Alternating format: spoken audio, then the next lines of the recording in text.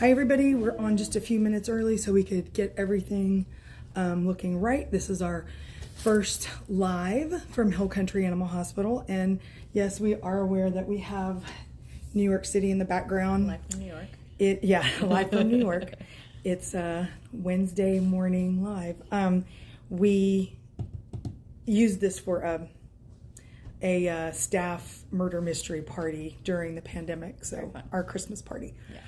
And we just haven't taken it down. So we are here to talk to you guys today about heat and your pets, and answer any questions that you may have.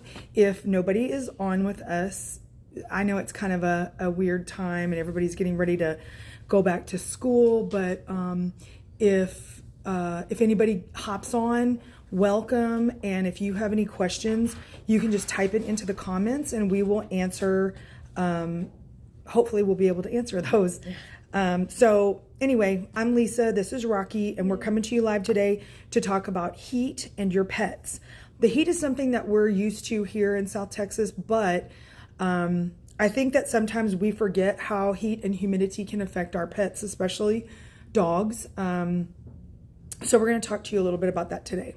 Yes. So dogs don't sweat out like people do. So they can't sweat out the excessive body heat. The only other way they can do that is by panting, which even that is not enough sometimes, especially if they're overheated. That's not going to do enough to cool down their body. You want to make sure that you're keeping an eye on everything. Heat exhaustion can occur if their body temperature is above normal temperatures like 100, 102. Sometimes even when they're stressed out, it can be, as high as 103, like if they're at the vet or something. But anything over 103 is considered abnormal. And anything over 106 is meaning your dog is in danger of having a heat stroke. So let's talk about what happens during a heat stroke. If you think about it, it really makes a lot of sense if you think about it, just sort of the basics. As your dog's body temperature heats up, everything inside your dog is going to heat up.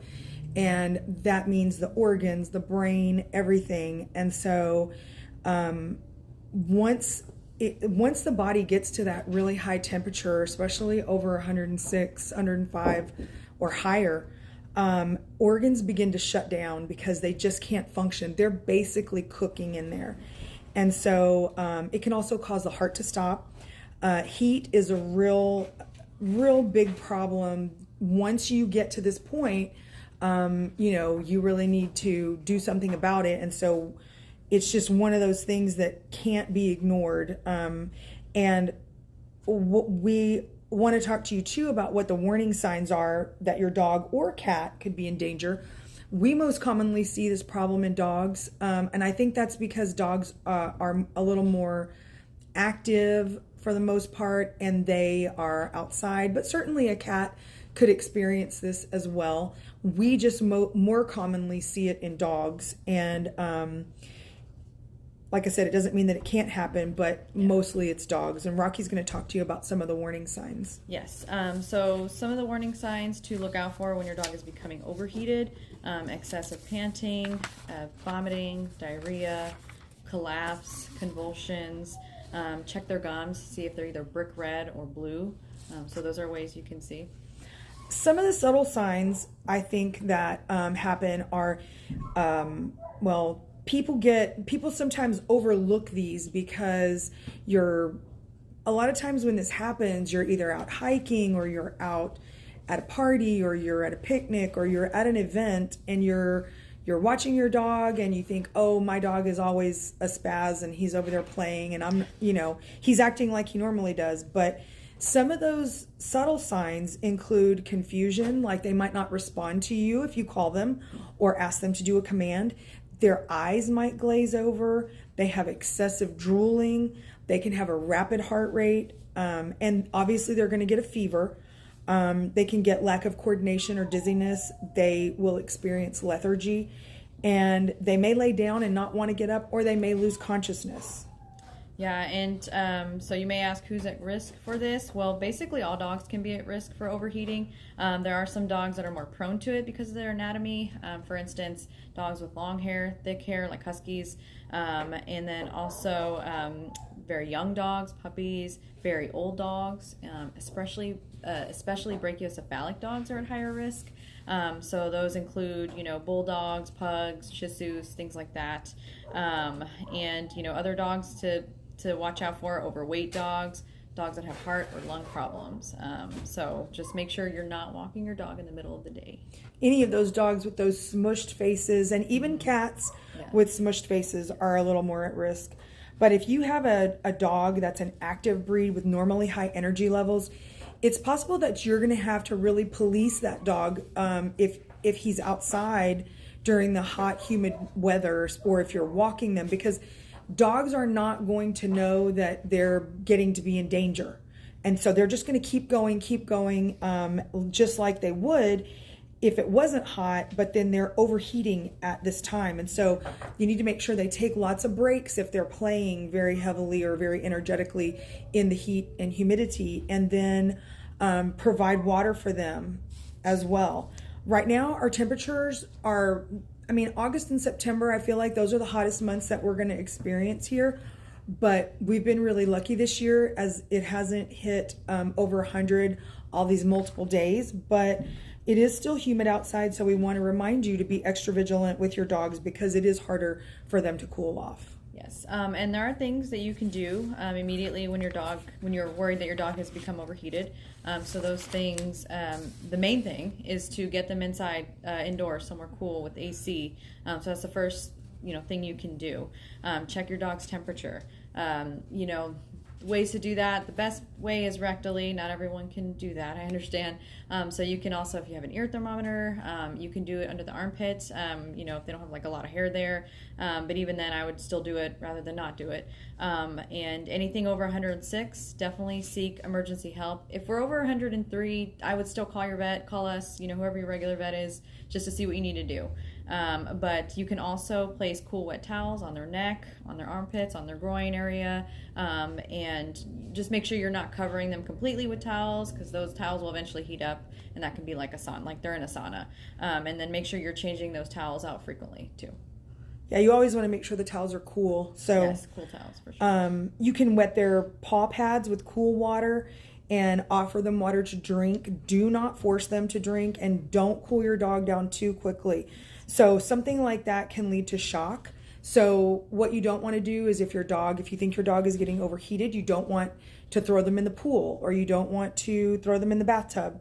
But definitely make sure that you're putting them in the AC, and then call or drive to your nearest emergency hospital. I would definitely recommend calling right now. As we said before, there are a lot of times when the emergency clinics are at capacity and they can't take any more patients. So the last thing you want to do is to be driving all around the city trying to look for some place that you can get your dog in while your dog is continuing to heat up. So definitely call first and then just head there. The best plan, though, is to just avoid this situation altogether by walking your dog in the morning and the evening when it's not so hot outside. Never leave your dog in the car. If you leave your dog in the parked car without any air conditioning, even in the shade with the windows cracked, your car can get up to 120 degrees in minutes. And so, yeah, it's a death trap. Don't do it. Just don't do it. And I think even now there's a lot of places where you can legally call the police for sure if you see a dog in a parked car, and a lot of places you can break the window out. I'm not advocating that, but I'm just saying that in some places I think that has become legal. I don't know about San Antonio. Right. So call the police. Yes. And don't forget to also watch out for hot pavement. So just remember, if the pavement is too hot for the back of your hand, it's too hot for your dog's paws. So we don't want to have any burned paw pads either, because that can happen a lot. So just like Lisa said, avoid walking, in the middle of the day. Just do morning, evening, and just if you're walking around the neighborhood, try to choose areas that have a lot of trees that are shading the sidewalk to help prevent that. So. Yeah, I know when I walk my dogs we have so much tree cover in my neighborhood that even if it's sprinkling outside, most of the time I can walk Yeah. and we don't even get wet. But and so it's not super hot either. Yeah. I don't know if anybody has any questions. Hi, Deb. I think that's Deb. Hey, Deb. I can't see for sure. My phone's a little far away. But if anybody has any questions, you can type it in the comments.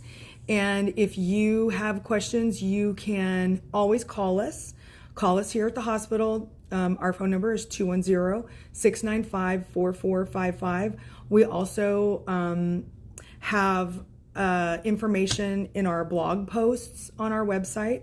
And we have information about emergency hospitals on our website as well under news.